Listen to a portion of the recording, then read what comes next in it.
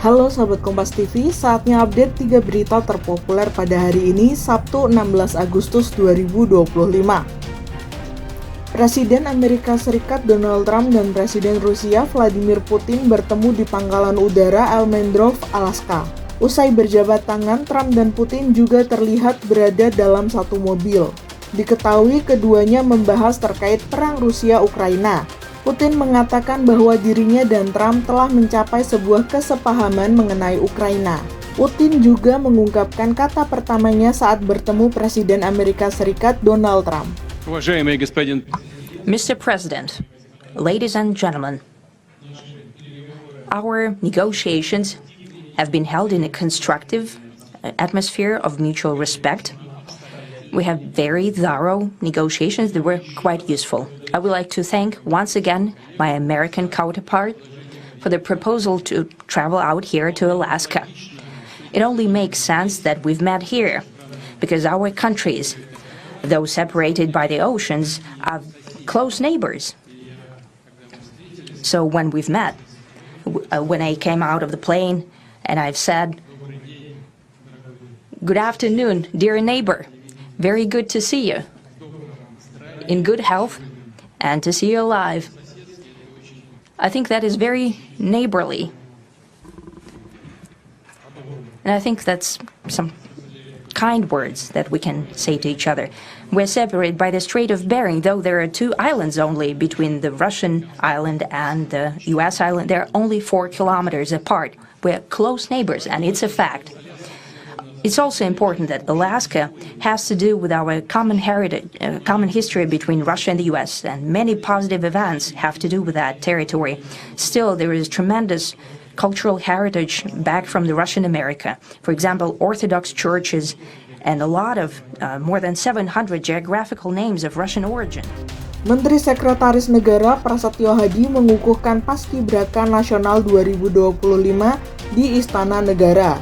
Turut hadir Presiden ke-5 Republik Indonesia Megawati Soekarno Putri dan menyapa Paskibraka 2025 usai pelantikan.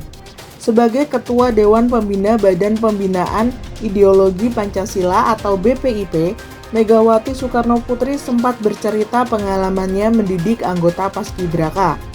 Menurutnya, anggota Paskibraka harus paham dengan Pancasila dan nasionalisme.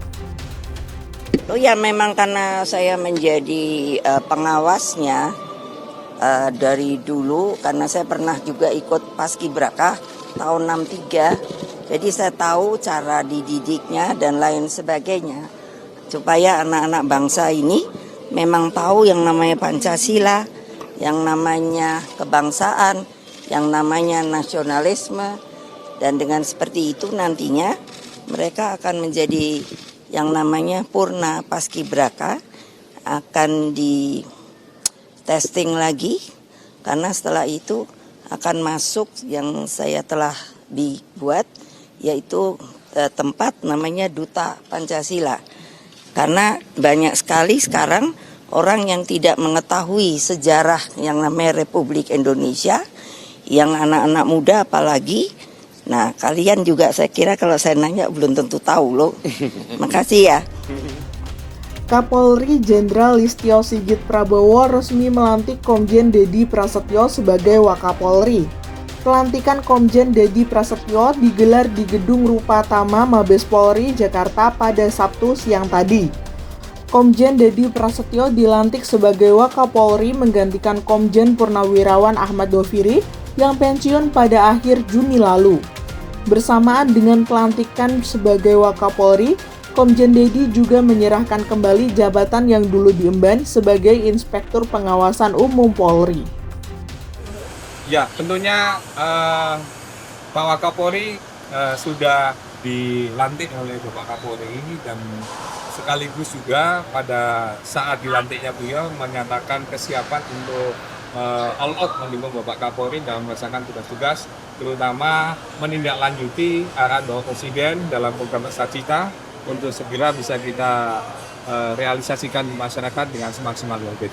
Tentunya dalam Hari Kamtipmas juga menjadi sesuatu hal yang sangat penting bagi Polri, selain mendukung kegiatan-kegiatan yang sangat ditunggu masyarakat tentunya dalam rangka menuntut hak asasi Bapak Presiden Prabowo. Itu dia 3 berita yang populer pada hari ini. Saksikan top 3 news lainnya. Jangan lupa untuk like, share, and comment.